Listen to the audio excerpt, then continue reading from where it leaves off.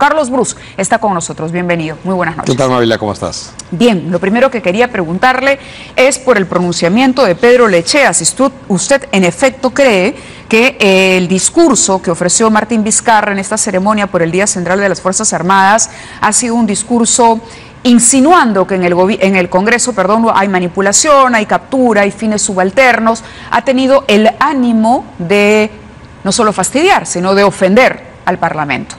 Yo coincido con el presidente del Congreso, que el presidente de la República pudo haberse ahorrado esas frases.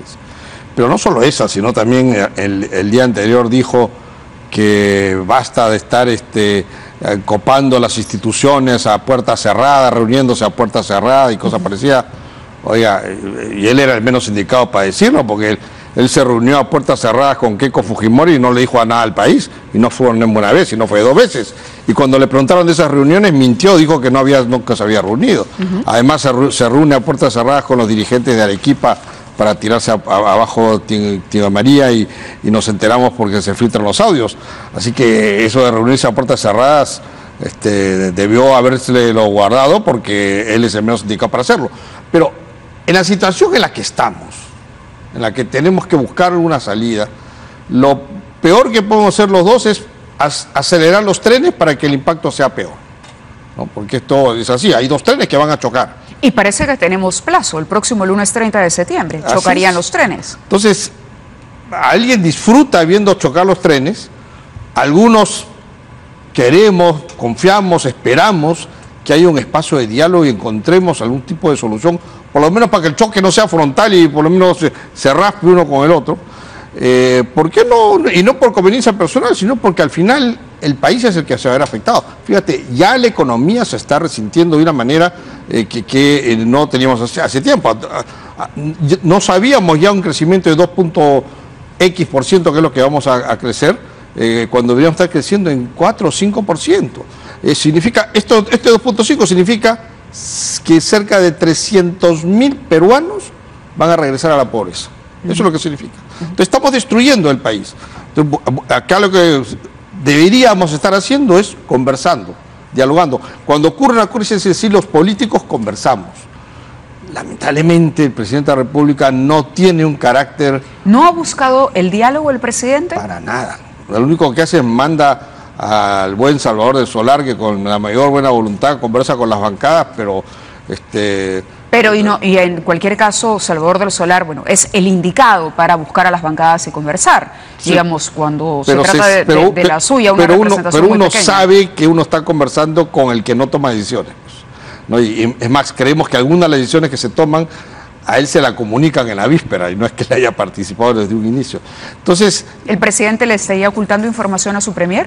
Yo creo que el presidente tiene una estrategia... ¿O no confía en su premier? Tiene una estrategia que hace él con su pequeño grupo y después se lo comunica a todo. Pero en el pequeño grupo debería estar el premier. Yo pienso lo mismo, pero creo que no está. ¿Y entonces quiénes están? ¿El argentino? Está, por supuesto, el argentino, hay un grupo ahí de moqueguanos y un grupo muy pequeño de asesores, que a veces se nutran de algunos asesores externos esporádicamente, pero es ese grupo pequeño que toma la decisión, no la toma el gabinete, y se la comunican al primer ministro, después se la comunican, supongo al gabinete.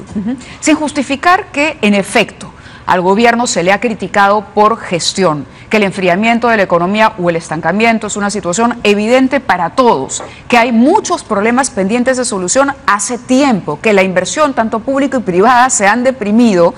El Congreso, en ese sentido, también apuntó alguna parte, es decir, ¿ha tenido alguna propuesta concreta que llevarle al Ejecutivo? Porque de esta no salimos si no hay un pacto. Sí, claro. Lo otro es que, como usted ha dicho, colisionan los trenes. Y el lunes se vencen 2 plazos. El plazo que el presidente había solicitado o expuesto para que se llegara a un dictamen sobre el tema del adelanto de elecciones, y el otro es el día D para la elección del Tribunal Constitucional que ha puesto en el calendario Pedro Lechea. Así es.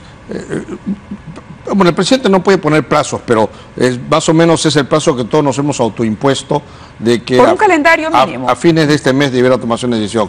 Y el lunes se toman decisiones con respecto a si podemos tener o no reemplazo de los miembros del Tribunal Constitucional, porque 87 votos no es poca cosa, se necesita un consenso muy amplio. Pero sí deberíamos estar conversando con respecto alternativas que se pudieran dar ante esta propuesta de adelanto de elecciones que no tiene consenso dentro del Congreso, ¿no? Yo no creo que, pues, si me pides una opinión, esto vaya a ser aprobado. Entonces, ante eso, busquémosle salidas, salidas que no hay den una mejor votos situación. para la aprobación en el Pleno a la propuesta del presidente. No lo creo, no lo creo. ¿No? Bueno, falta muy poco, es decir, este tema tendría que abordarse la próxima semana, sí, porque si no ya el calendario no funciona. No funciona. Entonces, ¿qué podemos hacer para dejar un mejor país? Por ejemplo, estoy elucubrando, no de ninguna manera es una propuesta que se haya conversado. Bueno, quizás pueda ir el adelanto de elecciones, pero vamos a poner la bicameralidad y buscar alguna forma que dejemos al país mejor, porque la propuesta del presidente deja al país peor de lo que está. Vamos a tener un montón de partidos, porque como ya se bajó la valla al 1% de firma, vamos a tener 30, 40 partidos que van a competir, porque como todavía no se ha aprobado las primarias, no va a haber ese mecanismo de decantación de esos 40 a 3 o 4 partidos. Entonces, 40 partidos con 40 candidatos presidenciales, con 40 bancadas, es el peor escenario. Bueno, pero todo indica que eso no va a ocurrir, por lo menos que el Congreso no lo va a aceptar. Y en ese caso, estamos todos en la cuenta, ¿no?, o en el tic-tac para ver si el presidente presenta o no la cuestión de confianza. Y el tema de la cuestión de confianza, si bien es un tema discutible, también el magistrado Eloy Espinosa decía que esto ya ocurrió, ya se pidió una cuestión de confianza o se presentó una cuestión de confianza por reformas constitucionales. Al margen de eso, se va a producir, como usted dice, una colisión muy, muy grave y finalmente no terminamos de resolver. ¿Cómo debería resolverse esto? Llegar a un pacto con el presidente para garantizarle, por ejemplo, una gobernabilidad a 2021 de parte del Congreso. ¿Debería hacer eso? O lo otro es reconocer, perdóname, termino la pregunta, que en efecto, si la conclusión del Parlamento es que el presidente Vizcarra no da la talla para gestionar y administrar el país, y ustedes son los primeros críticos de la inseguridad, de la economía y todo, ¿por qué no entonces aceptar que esto no da más e irse todos? Para empezar, el hecho de que haya habido una cuestión de confianza sobre reformas constitucionales anteriores, sobre las cuales sí había consenso, de ninguna manera genera precedente, porque el día de mañana... Hoy día están hablando de adelanto de elecciones. El día de mañana viene un presidente y dice, no, ahora quiero que atracen las elecciones. No, Eloy Espinosa lo ha dicho ayer aquí. Porque me gusta el poder, entonces me quiero quedar, ahora los quiero atrasar. Y si no me lo apruebas, te hago cuestión de confianza. No, el tema de los plazos electorales es un tema central en una constitución y sobre eso la constitución misma dice el presidente no puede oponerse a la decisión que toma el Congreso. Y está así claramente establecido. Pero en fin, con respecto a lo que vaya a ocurrir, efectivamente, parte del acuerdo está, y además no lo he visto, digamos, o no estaba en el ambiente, el tema de asegurarle al presidente que pueda gobernar hasta el 2021. Eso es lo que estamos sosteniendo. Mira, yo desde la época de Toledo he estado luchando con el tema de que no podemos estar vacando a los presidentes así como... ¿Usted no apoyaría una vacancia? No, de ninguna manera. Porque se habla incluso de una reunión entre Mercedes Arauz, la señora Bartra, el señor Olaechea, que apuntaría a eso, que se estaría cocinando la posibilidad de una sucesión presidencial. Yo he conversado con Mercedes Arauz y ella comparte conmigo la posición de que... Aquí también nos negó eso, dijo que ella de ninguna manera cree en la peor escenario que le puede ocurrir al país. Pero usted cree que aun cuando sea el peor escenario, la mayoría en el Congreso ha descartado de plano esa posibilidad. La mayoría sí. Lo que pasa es que si el presidente toma una decisión que no es constitucional, como la acción a cuestión de confianza, bueno, él mismo está generando una reacción. ¿Pero lo considerarían ustedes entonces vacable por incapacidad moral solo por el hecho de presentar la cuestión de confianza? Yo creo que presentar una cuestión de confianza sería inconstitucional y eso trae sanciones para el presidente. Correcto, pero eso lo decide el TC. Y para su gabinete que pero ¿quién decide que es inconstitucional? Obviamente habría una demanda al TC y el TC tendrá que decidirlo. ¿Y aceptaría el Parlamento lo que el TC diga? Ah, sí, claro. Y si el TC dice que no es constitucional, el presidente y todos sus ministros van presos. Entonces, es una situación complicada. ¿Van presos? Sí, van ¿Por presos. el solo hecho de haber presentado? No es que no solo hecho de haber presentado, han asaltado el poder. No, estamos hablando de, a ver, ¿en qué caso? De disolver el Congreso, dice usted. Claro. No, hablo de la presentación de la cuestión de confianza. Si es que la presentación de la cuestión de confianza y esta es rechazada, él disuelve el Congreso. Entonces, si eso ocurre y el tribunal dice que es inconstitucional, ellos han pisoteado un poder del Estado de manera indebida. Pero en una situación como esa, si el presidente presenta cuestión de confianza, ¿el TC no puede pronunciarse en el interín? Tengo entendido que decirle, el TC, presidente, ¿no se puede hacer? Tengo entendido que el TC dice que se presentaría, podría pronunciarse después, ¿no? En fin, pero opiniones como, por ejemplo, el Comité de Venecia sería interesante como opinión, obviamente no es vinculante. Pero si el TC dice que lo que hizo el presidente es inconstitucional y trajo como consecuencia el haber cerrado un poder constitucional del Estado, eso trae consecuencias penales muy graves. Claro, pero ¿y si dice que no? Si dice que no, ¿quién? Si dice que no. Bueno, si dice el tribunal que no y es constitucional, no estamos hablando de nada, ¿no? Pero yo tengo mis dudas. Ahora, ese no es el escenario que el propio Vizcarra busque. El que Vizcarra busca es vámonos todos en 2020. ¿Por qué no hacerlo? Porque dejamos el país en la peor situación, es decir... ¿Pero no sería peor que se cerrara el Congreso, por ejemplo? Yo creo o que se vacara al presidente, aun cuando usted no quisiera, pero uno no puede confiar, lamentablemente, en el Congreso que tenemos. Mira, lo que estamos dejando, como te lo expliqué, es un sistema electoral peor que el que había, porque tenemos la mitad del sistema anterior y la mitad del nuevo. Entonces, la siguiente elección va a ser nefasta. Vamos a elegir un nuevo congreso con una disparidad de partidos enorme. Sí. Entonces, ¿por qué no invertimos este tiempo en de una vez aprobar toda la reforma de la Comisión Tuesta, que me parece que es una reforma buena, para por lo menos dejarle al país un nuevo sistema electoral, para que no vuelva a ocurrir que vuelva a tener la representación que... ¿Es algo que se haya hablado con las otras bancadas? Sí, claro. Porque aquí hay un entrampamiento, además, suscitado por el tema del TC. ¿Por qué no postergar la elección de los magistrados? Como están pidiendo, incluso en el Instituto de Defensa Legal, algunos colegiados de abogados, algunos juristas también han expresado su respaldo a esa alternativa, incluso desde el Congreso también se pide una postergación. Pero, yo lo que no entiendo, un TC formado por 7 magistrados, de los cuales 6 ya venció su mandato, es una situación límite. El Congreso tiene que cumplir con su trabajo de elegir a estos representantes. Claro, lo que pasa es que ahora hay una presión adicional de algunos que quieren asamblea constituyente, otros quieren que nos vayamos antes. Cada uno tiene su opinión al respecto y creen que el TC es la solución a sus problemas.